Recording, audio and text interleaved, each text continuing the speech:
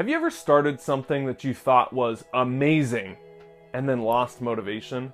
This could be a new business you thought was going to crush it, a new app, and then as you worked on it, your motivation started to go down. Or a new relationship. You thought this person was awesome, you thought they were perfect, and then you start finding hair around the sink, or they don't brush their teeth, can't stand them. Or maybe this is a diet and health regimen of you start with the most motivation, the best intentions, you bought the program, you clean out your cupboards, and then week 2 or 3 we reach this point down here. I want to talk about this point right here, because this is really easy to do. But what do you do when you're down here, and how do you bring it back up to finish it? Because success in life doesn't go to people who start things. It goes to those who finish things. You and I have to be finishers. Hey guys, I'm Clark from refusingtosettle.com, and in this video I got a really special clip from our 30-day coaching program. Now this comes directly out of MyBestJournal 2.0. You get access to the original program, and I added on an additional 30-day coaching program to really walk you through step by step and explore some of these ideas with you. So sit back, relax, enjoy this video on achieving your goals, overcoming challenges, and refusing to settle. First concept comes from Austin Kleon's book, Steal Like an Artist. So when you start something, it starts as the best idea ever. The beginning of a relationship, who isn't having fun, right? Using my favorite examples. At the beginning of a project, it's awesome, or a new business idea. You see the possibilities. It's new, it's fresh, it's exciting, it's stimulating. And then what happens? Well, you get into the work and you realize it's a bit harder than you thought. So your motivation goes down a little bit right there. YouTube channel, right? I see a lot of people come to me with this, and then they start really come out of the gate swinging. They have this new business idea. Maybe they burn the ships, they quit their job, and then they realize it's kind of harder and takes a little longer than I thought. Well, then you get down here and you realize this is going to take some serious work, and you're kind of your motivation's going down because you realize what a big hill it is to climb. Maybe you're on a workout and it starts with saying, you know, I'm gonna run 10 miles today, and then you get to mile 3 and you're like, this is actually harder than I thought. Well, here is where you're at like mile 5 and you're wondering, all right, do I want to keep going? You finally get down to this sucks and it's boring because you've been doing it for so long and it's no longer as stimulating and fun. And then you eventually get down here. This is the quitting point, when you reach an all-time low in your motivation levels. This is when I was doing Video Breakthrough Academy. It starts start to finish, how to start, grow, and launch a YouTube channel that turns a business and brings you traffic so you can talk about what you want, talk about your passions, and help thousands of people around the world. Okay, so I made that course.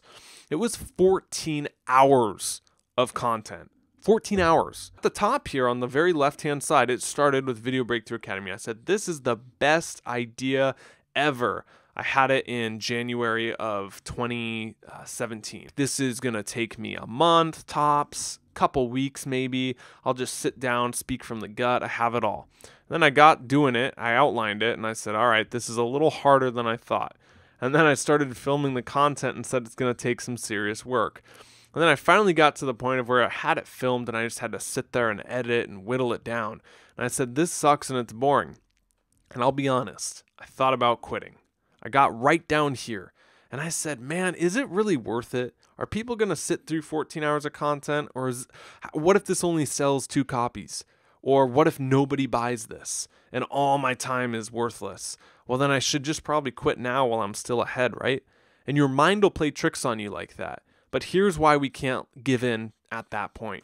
Because right here we realize it's good to finish because I'll learn something for next time. If you finish things, you know the entire process. And if you quit down there, all you know how to do is get to the point of where you give up and quit. And if you never go past that and you never finish it, you don't get those last couple lessons that are super, super valuable in becoming a finisher, not just a starter. And then eventually it's done and it sort of sucks, but it's not as bad as I thought. So the dip is another Seth Godin concept. He's an American marketer. What we went over with the lifespan of a project, that low point is the dip. Everything we do that we start, we're going to plateau at one time or another. Working out, when you start, you get results really, really fast, and then they kind of die out and plateau. That's natural. What the master does is he pushes past the plateau. What the dabbler does is they quit as soon as the dip sinks in, as soon as they stop seeing progress. And they go from business to business, wondering why nothing's working. Why can't they make any money online? Why are they all scams? And they never make a single dollar. Or maybe they do, but it's short-lived. The master chooses one thing and follows it all the way, like we've talked about in previous coaching modules. The master gets excited when the dip comes. You and I should get excited when the dip comes, because that means that just beyond it, just beyond the plateau, there's another growth spurt. So next time you're plateauing, flip it and get excited about it. Say, wow, I've gotten this far to where I'm no longer getting the beginner gains, and you're getting into intermediate and master territory. And you keep pushing, you keep adapting, and you push past it. I like the quote that 95% is a bitch, but 100% is a breeze. If you're 95% committed to getting in shape, well, that 5% that you're not, of you that's not committed to getting in shape is always going to wake up in the morning and say, is today really the day we need to go on that run? You deserve to sleep in. Come on, just 5 more minutes. Hit that alarm clock. Hit that snooze button just one more time. That's the 5% that'll take over, and that'll eventually drive us insane. But if we were 100% committed to working out first thing every day in the morning, maybe you have your clothes laid out for you the night before. Maybe you say, no matter what, even if I got 4 hours of sleep, I'm at least walking a mile in the morning. 100% commitment. Then it's a breeze. We don't even have to fight ourselves. We don't have to go through that mental process of today might be a day I'm sleeping in. It's just a breeze. So what are your 100% commitments? That's the mastery mentality right there. Now, the last thing I want to leave you with is another Greek myth. So there's a story of Orpheus, and it's the one, you might have heard it, where Orpheus is traveling to the underworld to get his lover. He bargains a deal, and he can take his lover back into the real world from the underworld under one condition, that he can't turn around and look at his wife until he's outside the underworld. That if he does, she goes all the way back down with Hades forever. He makes his way up, and he gets 10 feet before the finish line, and he can't take it anymore. He turns around and he sees his wife right there in front of him. But Hades wasn't lying, and she gets sucked right back down to the underworld before his eyes, and the gate closes. So the moral of that story? Well, if you remember the other Greek myth we talked about a couple coaching calls ago from the War of Art with Odysseus and the adverse winds, and where his crew opens it up and it blows them all the way back to shore. What was the moral of that one? It's the same thing here. The danger is always strongest at the finish line. That's a lifespan of a project. It's going to feel like it takes more work as you keep getting closer and closer to your goals. When I did track when I was younger, I was terrible at it, and I tried running the mile. All right, the coach put me on the mile run, and I didn't do very good. I think I barely hit 6-minute mile. He said one thing though that stuck out to me, and I still remember. It was great advice. You can apply to a lot of this stuff, and it really relates. He says that, Clark, when you're running a mile, the first lap's going to be really easy. And you're going to be like, I got this. Maybe this is my new PR. Maybe this is my day to break the record. And then that second lap hits, and you're going to be like, this is harder than it thought. And the third and the fourth lap, you're going to have to run even faster. But here's the catch. It's going to feel like you're running faster, but you actually won't be running faster because it's harder. You've been going for a long time. So to maintain your speed, you have to run even faster mentally. And I was like, that's so true. Because in any goal you set, it's going to get boring, or you're going to fatigue, or you're going to get tired. And you just have to push yourself even more to maintain. Just like Orpheus, as he got to the top of the underworld, he got more and more tempted. He started questioning it. He started saying, is she really there? Is she really there? I've been walking for 2 hours now. I don't know if she's really there. And before he knows it, he can't take it anymore. And then she's gone. So I hope this coaching call gave you some more concepts to use or some more clarity or insights on why, we can burn out on things.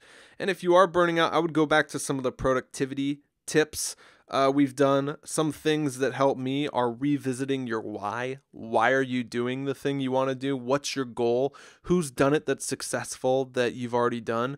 And keep going back and revisiting those if you're losing motivation.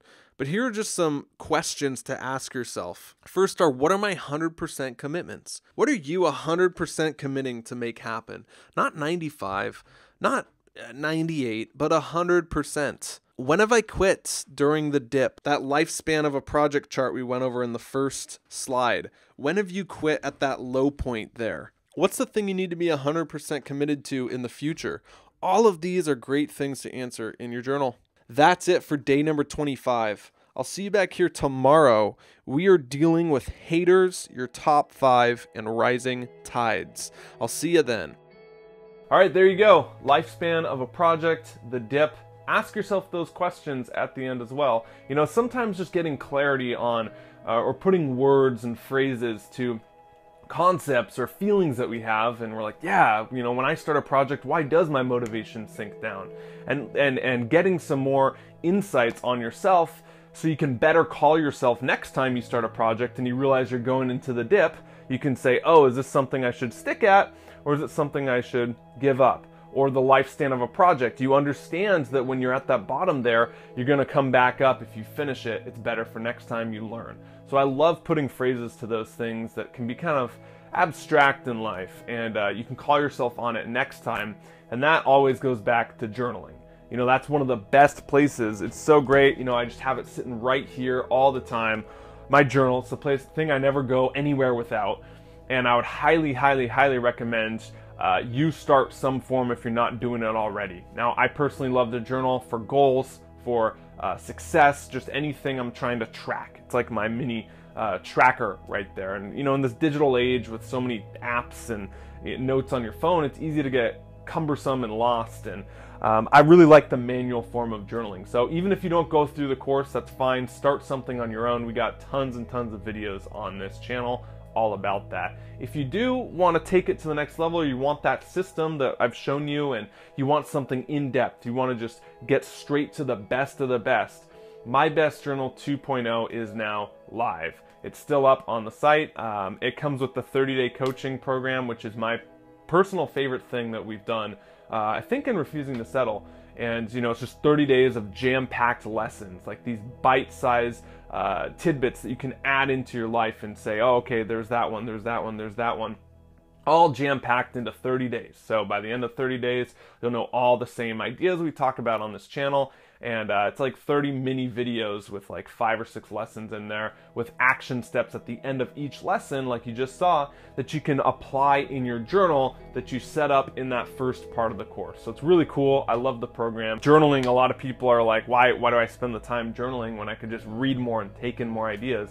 I kind of look at journaling like the diet component. And the ideas of self-growth or speakers or seminars, that's the exercise component. Like, this sometimes is more sexy, but what happens when you combine diet and exercise together? You get the real results. So you need some sort of tracking program, you need some sort of reflection program, along with the fitness of exploring new ideas. Okay, so whatever it is, my challenge to you today, after you saw this video, do something to apply it. That's hopefully what you're trying to do with all this stuff out there. That's the best way to get results. So even if it's not the program, do something in a journal. Start some way to diet, essentially, or to apply everything that we talk about. That's going to get you on the path faster. Thank you so much for your support. I can't wait to see you in the program, and thanks for tuning back in on this channel. Until next time, stop settling, start living.